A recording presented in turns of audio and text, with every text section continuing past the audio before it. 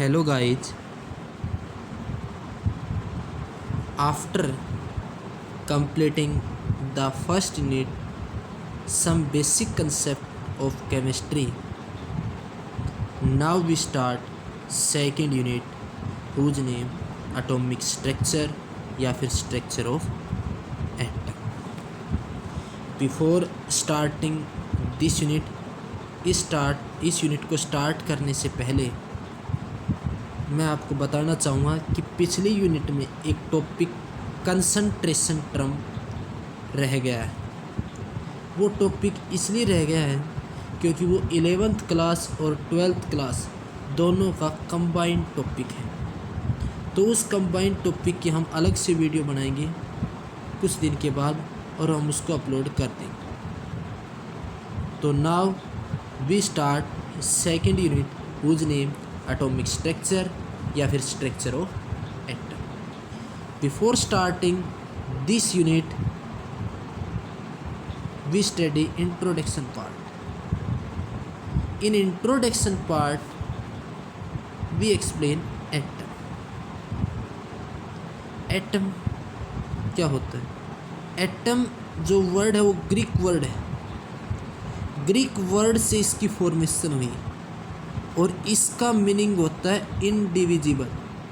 Indivisible मतलब जिसको हम ब्रेक डाउन नहीं कर सकते छोटे छोटे पार्टिकल के अंदर, या कहें हम इसको इनडिकम्पोजिबल, जिसको हम ब्रेक डाउन नहीं कर सकते। यदि हम एटम्स को छोटे छोटे पार्टिकल के अंदर डिकम्पोज नहीं कर सकते तो हम एटम्स के बारे में ये इन्फॉर्मेशन कलेक्ट कर सकते हैं कि एटम्स एक अल्टीमेट पार्टिकल है जिसको हम छोटे छोटे पार्ट्स के अंदर डिवाइड नहीं कर सकते।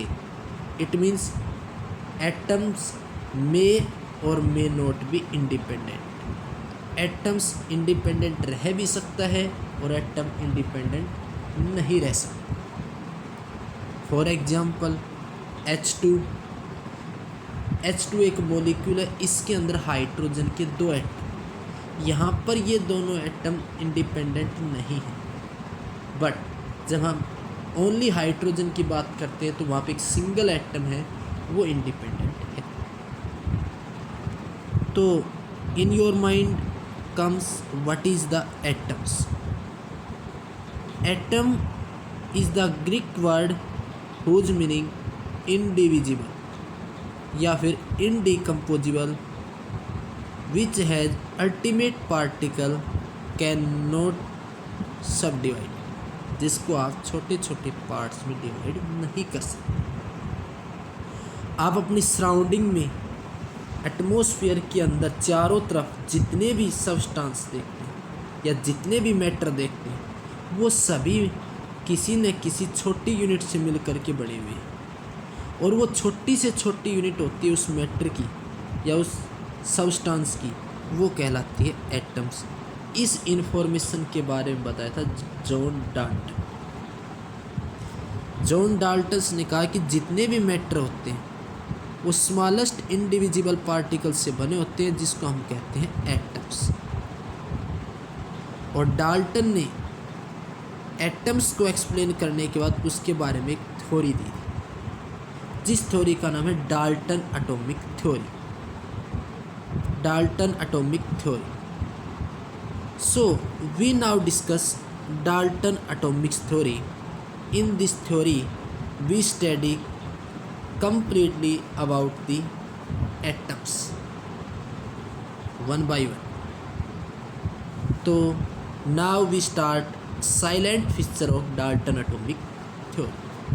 जो डाल्टन एटॉमिक थ्योरी होती है, जिसको हम शॉर्ट फॉर्म कहते हैं डैट, ये law of conservation of mass के ऊपर डिपेंड करती है।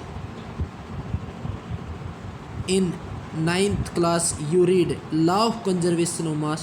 Total mass of reactant always be equal to total mass of product and law of definite proportion.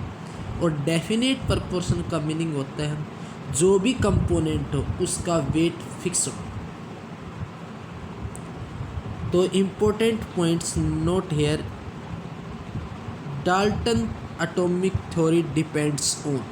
तो डाल्टन एटॉमिक थ्योरी दो लॉज के ऊपर डिपेंड करती है।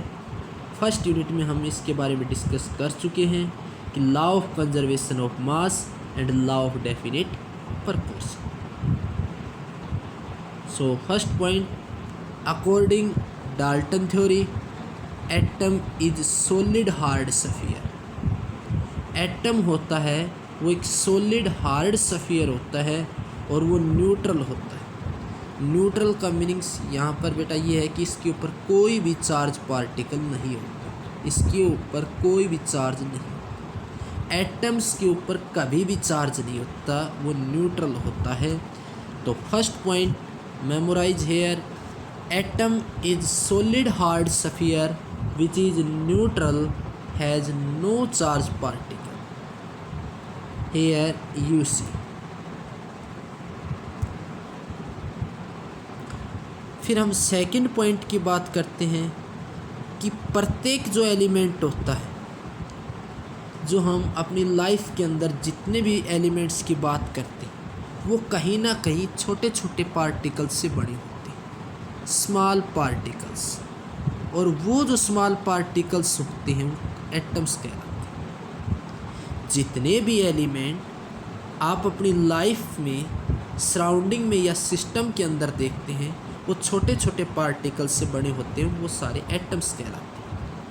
फॉर एग्जांपल हम बात करें banana piece, for taking 2 banana piece, 1 banana piece is larger in size and other banana is small in size.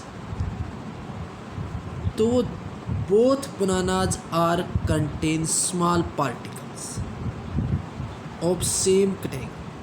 So both cases contain small particle which called atoms. Other example, books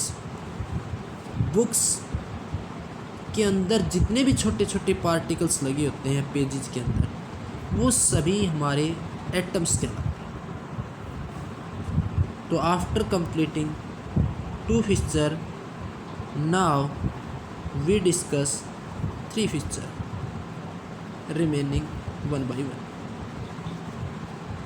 third features of Dalton atomic theory is here, atoms of particular element are like। एक particular element के जितने भी atom होते हैं वो same category के होते हैं, but differ from atoms of other element. और अदर एलिमेंट के जो एटम होते हैं वो उनसे डिफर होते हैं। इसका मीनिंग्स गाइज यहाँ पर ये है कि एक ही एलिमेंट के जितने भी एटम होते हैं वो सेम कैटेगरी के होते हैं, और दूसरे जो एलिमेंट होते हैं उनके जो एटम होते हैं वो सेम कैटेगरी के होते हैं, बट दोनों के सेम नहीं होते। इसको हम एक एग्जांपल से एक्सप्लेन करते हैं। फॉर एग्जांपल बॉल्स के अंदर छोटे छोटे पार्टिकल हैं, दैट इज कॉल्ड एटम्स। उसी प्रकार सिल्वर या नेकलेस का हम कोई भी एग्जांपल ले सकते हैं, उसके अंदर जो छोटे छोटे पार्टिकल्स होते हैं वो एटम। यहाँ पर बॉल्स के जो छोटे छोटे पार्टिकल है उसको मैंने ब्लू मार्कर से दिखाया, बट यहाँ पर जो सिल्वर के छोटे छोटे पार्टिकल हैं उसको ब्लैक मार्कर से दिखाया गया। तो आप देख रहे हो बॉल्स के सभी सर्कल जो ब्लू पेन से हैं वो सेम है, और सिल्वर के जो छोटे छोटे पार्टिकल आप देख रहे हो वो सारे ब्लैक कलर के, बट दोनों both balls and silver are not same. तो एक पर्टिकुलर एलिमेंट के एटम सेम होते हैं और उन दोनों एलिमेंट के एटम्स एक दूसरे से डिफरेंट होते हैं, बट एक ही एलिमेंट के सेम हो सकते हैं। सो then next point start, atoms of each element is ultimate particle। किसी भी एलिमेंट का एटम एक अल्टीमेट पार्टिकल होता है जिसका अपना खुद का मास होता है, हैज़ करैक्टरिस्टिक्स मास। और एटम की स्ट्रक्चर को हम डिफाइंड नहीं कर सकते। Atom is structureless. आप एटम का साइज इतना छोटा होता है कि आप उसकी स्ट्रक्चर को एक्सप्लेन नहीं कर पाते। तो एटम्स का मास होता है बट वो स्ट्रक्चर लेस हो, उसकी कोई भी स्ट्रक्चर नहीं हो। तो so we discuss last point, that is atoms are indestructible. Indestructible का मीनिंग्स, आप एटम को ना तो क्रिएट कर सकते और ना ही डिस्ट्रॉय कर सकते, वो जैसा है वो उसी फॉर्म में रहे। Atoms are indestructible, neither be created nor be destroyed. So finally we reach the 6th point, atoms of element take part in chemical reaction to form molecule.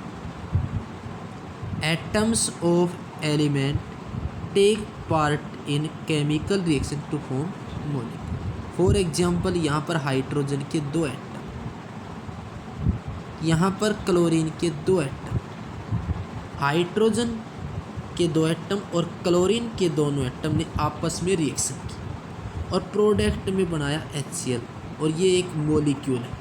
और इस मॉलिक्यूल की फॉर्मेशन 2 हाइड्रोजन एटम और 2 chlorine atom की वजह से हुई। इसलिए यहाँ पे कहा गया है कि atoms of element take part in chemical reaction to form molecule. So guys, today introductory part complete, then next working day we start new topic with new videos. Till up, goodbye.